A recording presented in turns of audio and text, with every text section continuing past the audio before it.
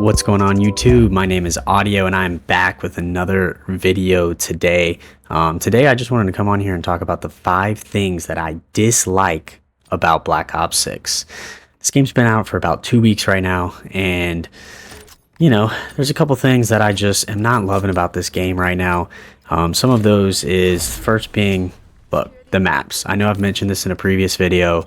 I'm not going to harp on it too much in this video, but these maps really is what is holding this game back, and I cannot stress that enough. And I think Treyarch itself knows that the maps are not that good, because if they thought they were good, they wouldn't be releasing 5 new multiplayer 6v6 maps during season 1. Now, I'm definitely not going to sit here and complain about the content that we're getting for season 1. Season 1 content looks awesome. I made a video about that, so go check that out.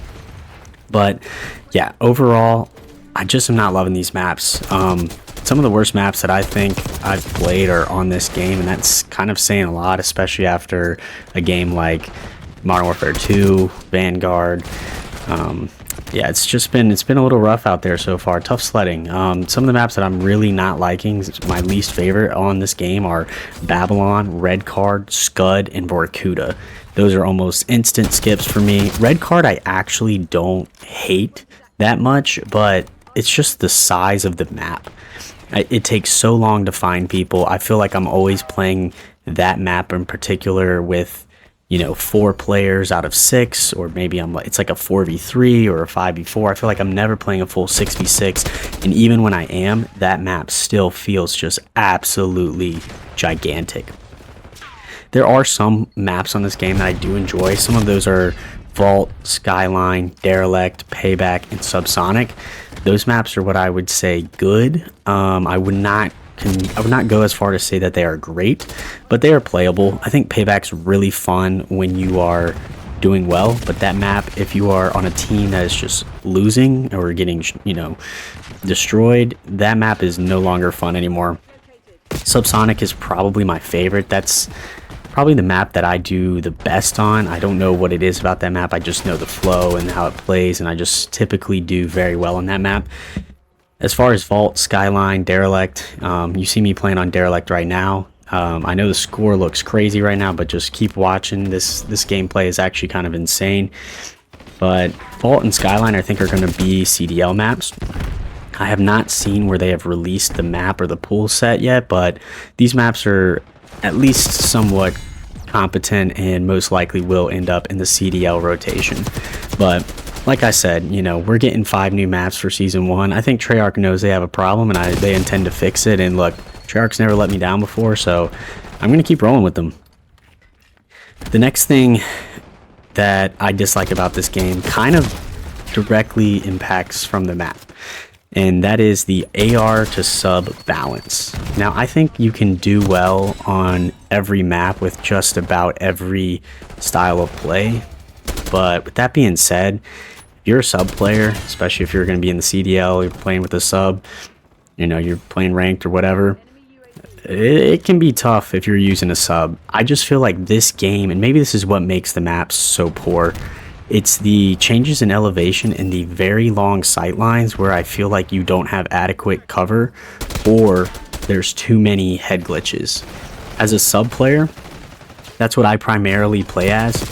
It's tough on some of these maps. The one that's coming to mind in particular is Protocol. You know, if you're playing on Protocol and you're running a sub, that map's almost impossible to play as a sub. I mean, unless you're just camping the buildings, it's really tough to get people off the head glitches, off the windows. You know, if you're on that far right side of the map with the zip line, like it's tough to beam people from that side when you got a submachine gun.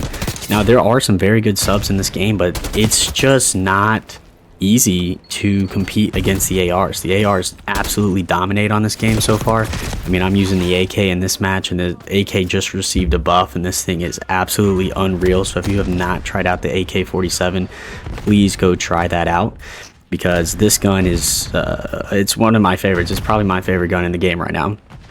But we all know the Model L and the XM4 are just absolutely dominant on every map that they play, and it's just tough to be a sub. I think hopefully the new maps will get maybe a little more balanced play styles. But as of right now, if you're a sub player, I think you can agree. You know, definitely leave a comment down below if you agree with how I'm feeling, because it's tough to be a submachine gun player out there right now.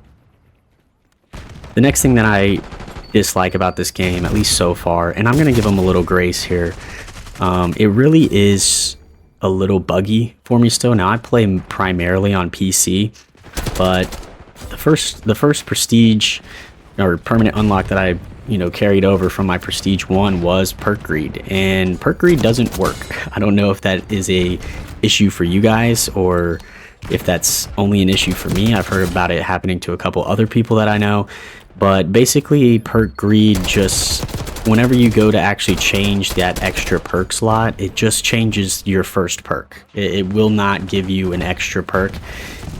You kind of have to just like play with it a little bit, where it'll give you a random perk every time, and hopefully it gets the one you want, and then you just change the first perk to be what other additional perk that you wanted. So right, like I like to run ninja and flak jacket, so I basically just have to make the perk greed randomize until it hits flak jacket, and then I will throw on ninja and it works for me. But this is an annoying little bug that's going on in this game right now, and it's very unfortunate because that is the item that I carried over during my first prestige, and it still doesn't work. I'm honestly not sure if Treyarch is aware of this little bug, but if there's any developers that stumble across this video, I'm having a little issue with the perk greed bug, and I just wanted to make you guys aware about it.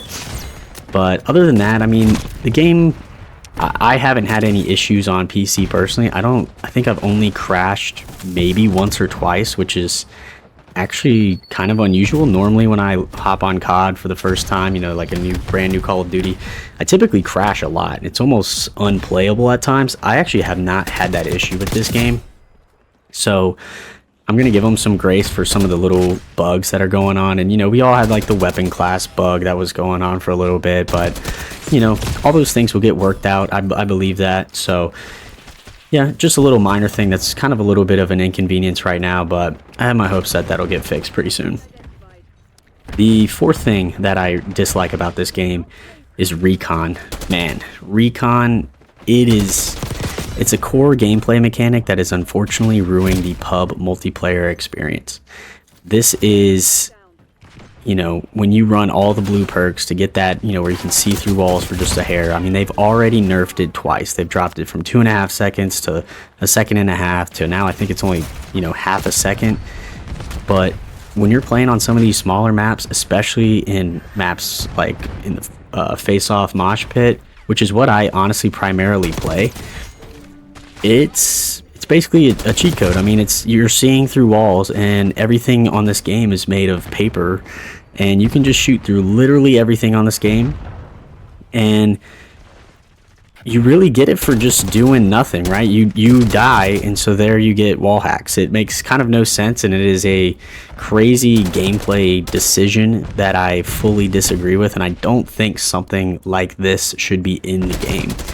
I know they're going to continue to work on it. I actually kind of hope that they take this out for a little bit, just so they can rework it and see how it is, because it's a core gameplay mechanic, and it's like one of those things from like Modern Warfare 2, right, with the one-man army noob tubes. Like every game, every public match was always affected by one-man army noob tube, no matter the game mode, no matter what you were playing, even if it was search, or like just being able to use one-man army and change your class mid-game, mid-round.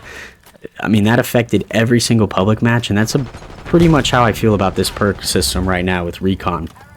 It really is just kind of ruining that experience for everyone, and I think everyone can attest to that. I know you've seen a lot of complaints about it online, and I don't disagree at all. I think this is something that Treyarch, Raven, I think it's something that they need to really consider taking out just temporarily, and seeing how the game flows and seeing what they can do to kind of get rid of this system that they've got. Because the perk system overall, I'm just not really in love with. I kind of like the ability that you can get, an extra perk if you use all of the same, right? It makes it strategic. You've got to really choose what you want to use, but that one particular perk, yeah, I'm not a fan of that. So that comes in at number 4. What do I dislike about this this game so far.